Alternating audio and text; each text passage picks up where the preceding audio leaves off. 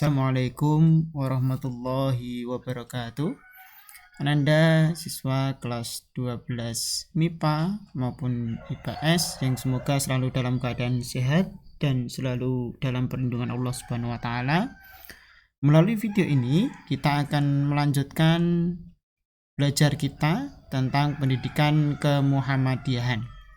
Kita masih di bab yang pertama tentang khitoh perjuangan Muhammadiyah.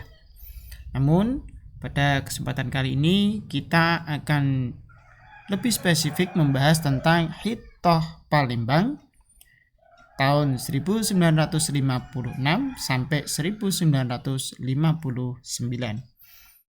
Seperti apa materinya?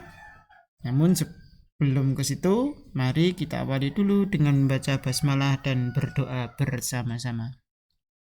Bismillahirrahmanirrahim.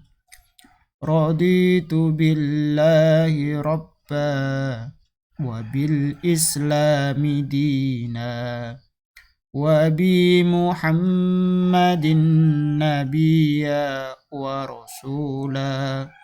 Rabbi zidni ilma warzuqni fahma. Amin. Ya. Kita ingat-ingat dulu pengertian dan fungsi khitoh sebagaimana yang telah kita pelajari lebih detail pada video sebelumnya. Khitoh itu adalah garis maupun langkah. Secara istilah, khitoh adalah pedoman, arahan, kebijakan atau langkah-langkah yang dipakai Persyarikatan Muhammadiyah untuk mewujudkan keyakinan dan cita-cita hidup serta perjuangan Muhammadiyah. Nah, fungsi khitoh Muhammadiyah itu apa? Yaitu sebagai landasan berpikir dan amal usaha setiap pimpinan dan anggota sesuai dengan garis-garis besar perjuangan yang tercantum dalam landasan idil Persyarikatan Muhammadiyah. Nah, Anda harus bisa menyebutkan atau menjelaskan pengertian maupun fungsi khitoh. Nah, kita perlu ingat lagi ada beberapa macam khitoh Muhammadiyah yang kita pelajari pada bab ini. Setidaknya ada 6 ini.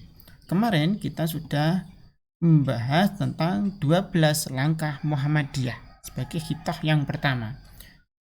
Kemarin ada 12 poin, Anda sudah kami beritahu di video sebelumnya. Nah, yang hari ini melalui video ini kita akan melanjutkan ke khitoh Palembang. Nah, seperti apa sih khitoh Palembang? Nah, indikator video ini untuk indikator 1 dan 2 masih sama, namun yang berbeda adalah di indikator yang ketiga, yaitu Anda harus bisa menerangkan sejarah khitoh Palembang, menyebutkan matan atau isi khitoh Palembang, kemudian menyebutkan tujuan khitoh Palembang. Nah, khitoh Palembang ini pertama itu dirumuskan pada tahun 1956 sampai 1959. Jika Ananda bingung menghafalkan tahunnya, diingat-ingat saja 1956. Ini ada angka 6. Kemudian yang di akhir adalah ketika kita balik menjadi angka 9. Jadi 1956 dan 1959. Nah, khitoh Palembang dirumuskan pada kepemimpinan Buya A.R. Sultan Mansur. Nah, siapa Buya A.R. Sultan Mansur itu? Beliau adalah pimpinan pusat Muhammadiyah pada saat itu. Nah, khitoh Palembang juga diperkenalkan pada Muktamar ke-33 di Palembang. Maka sering disebut sebagai khitoh Palembang karena muktamarnya berada di kota Palembang. Nah, tujuan khitoh Palembang itu apa? untuk membentuk masyarakat yang terbaik atau khairul ummah atau masyarakat Islam. Nah, jadi ada tujuannya. Tujuannya ini ada, kemudian dibuat khitohnya, dibuat panduannya, dibuat pedomannya untuk mencapai khairul ummah ini. Nah, Hitoh Palembang itu diefektifkan pelaksananya pada satu periode kepemimpinan saat itu, yaitu 3 tahun. Kepemimpinan siapa? Buya A.R. Sultan Mansur. Nah, periodenya dari tahun berapa? 1956 sampai 1959. Jadi kepemimpinan saat itu satu periode itu 3 tahun.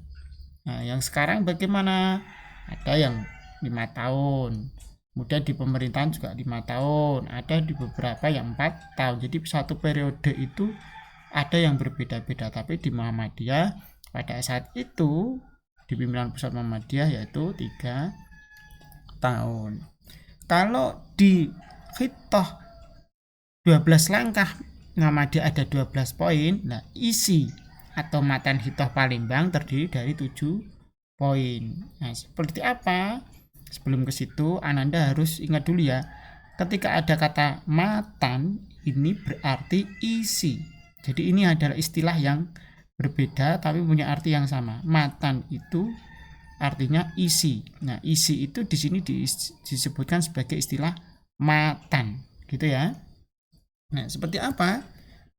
Matan atau isi Hitoh Palembang ada 7. Yang pertama, menjiwai pribadi anggota dengan iman, ibadah, akhlak, dan ilmu pengetahuan. Nah, jadi untuk menjadi anggota, untuk memiliki pribadi yang baik di setiap anggota, maka harus memiliki iman yang baik, harus beribadah yang baik, memiliki sikap atau akhlak yang baik, dan memiliki ilmu pengetahuan yang baik untuk bertanggung jawab dan tentunya mengharap ridha Allah Subhanahu wa Ta'ala untuk kebahagiaan umat. Nah, jadi sudah jelas ya poin yang pertama ini maksudnya apa. Yang kedua yaitu melaksanakan uswatun hasanah. Apa sih uswatun hasanah itu? Uswatun hasanah itu suri tauladan yang baik. Suri tauladan yang baik itu apa? Bisa menjadi contoh yang baik bagi yang lainnya. Jadi setiap warga Muhammadiyah diwajibkan untuk menjadi contoh atau suri tauladan yang baik di segala bidang di lapangan. Nah, jadi untuk menjadi pribadi yang baik itu punya banyak sekali cara, banyak sekali panduan. Nah, bagaimana itu di sini di Hitoh Palembang ini dibuatkan pedomannya. Nah, jadi ketika yang nomor 1 ini sudah dapat, imannya baik, ibadahnya baik, akhlaknya baik, dan ilmu pengetahuannya baik, maka diharapkan dengan ini semuanya warga Muhammadiyah atau kader Muhammadiyah itu bisa menjadi uswatun hasanah. Nah, ini Ananda semuanya sebagai pelajar Muhammadiyah secara tidak langsung sudah menjadi kader Muhammadiyah, maka harus siap menjadi uswatun hasanah dimanapun tempatnya. Nah, itu ya. Kemudian yang ketiga adalah mengutuhkan organisasi dan merapikan administrasi. Nah, ini juga sudah jelas. Jadi yang sudah terbiasa berorganisasi karena sudah kelas 12 biasanya ikut IPM maupun ikut Hizbul Waton maupun ikut Tapak Suci maupun ikut organisasi yang lain. Nah, di sini itu harus dituntutkan untuk mewujudkan organisasi itu yang utuh dan merapikan administrasi. Tidak mungkin kan sudah menjadi kader yang baik, sudah memiliki ilmu pengetahuan yang baik, akhlak yang baik dan lain sebagainya, itu ketika berorganisasi itu memecah belah atau administrasinya tidak bagus, amburadul. Nah, ini di sini di Khitoh Palembang ini dibuatkan juga pedomannya untuk mengutuhkan organisasi dan merapikan administrasi itu bagaimana. Itu ya. Kemudian yang nomor 4 adalah memperbanyak dan mempertinggi mutu amal. Nah, di sini untuk memperbanyak dan mempertinggi mutu dan amal tentunya juga akan kembali ke nomor sebelumnya. Nah, ketika kita beramal itu tidak akan mempunyai mutu yang baik, tidak akan berkualitas yang baik ketika kita tidak memiliki ilmu pengetahuan.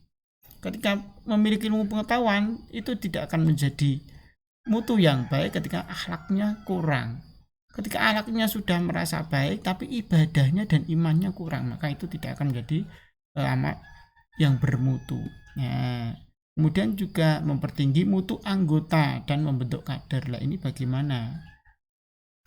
Ini bisa nanti dijelaskan. Kemudian mempererat ukhuwah Islamiyah. Ukhuwah itu persaudaraan, tali persaudaraan Islamiyah. Nah, saudara itu apa sih? Jadi ketika kita memiliki empati maupun simpati kepada seseorang maupun 2-3 orang atau lebih yang lain, itu kita adalah saudara. Jadi ketika kita melihat seseorang muslim atau seorang yang dekat dengan kita, ketika sedang susah kok kita merasa ada simpati dan rasa empati untuk menolong, untuk membantu, itulah saudara. Tapi ketika kita melihat muslim atau orang lain dekat kita yang sedang tertimpa musibah dan lain sebagainya, kita tidak memiliki empati maupun simpati, berarti tidak perlu Bapak jelaskan. Tentunya itu tidak menunjukkan sebagaimana arti persaudaraan. Dan yang terakhir adalah menuntun penghidupan anggota. Jadi membimbing usaha keluarga Muhammadiyah yang meliputi segenap persoalan-persoalan penghidupan dan pencarian nafkah dan menyalurkan kepada seluruh yang menuju ke arah kesempurnaan. Jadi Khitoh Palembang ini membuat dasar-dasar, membuat program, membuat panduan terkait dengan 7 poin ini. Jadi yang Pak Falah jelaskan tadi adalah sedikit penjelasan tentang poin-poin ini dengan bahasa Pak Falah sendiri. Jika Ananda pernah membaca atau sedang membaca matan atau isi Khitoh Palembang dengan penjelasan yang lain, itu untuk menunjukkan penjelasan-penjelasan yang lain, kurang lebihnya akan sama karena pedomannya adalah 7 poin ini. Hanya sudut pandangnya saja ketika melaksanakan uswatun hasanah ini, apa sih akhlak apa yang bisa ditontonkan, bisa dicontohkan, apakah hanya akhlaknya saja, apakah hanya ibadahnya saja, dan lain sebagainya. Begitu ya. Yang jelas, tolong Ananda tidak hanya menyimak di video ini, tapi disertai juga membaca baik di buku pendidikan kemuhammadiyahan kelas 12 maupun bisa dibaca di web Muhammadiyah maupun bisa dibaca di web-web resmi yang lainnya untuk menambah hasanah pengetahuan tentang penjelasan maupun isi matan Khitoh Palembang. Gitu ya. Nah, mungkin ini yang dapat Pak Falah sampaikan melalui video ini. Selanjutnya kita akan belajar di Khitoh yang ketiga. Mari kita akhiri belajar kita melalui video ini dengan baca hamdalah dan berdoa hafaratul majelis. Alhamdulillahi Rabbil Alamin. Subhanakallahumma wa bihamdika asyhadu an la ilaha illa anta astaghfiruka wa atubu ilaik. Assalamualaikum warahmatullahi wabarakatuh.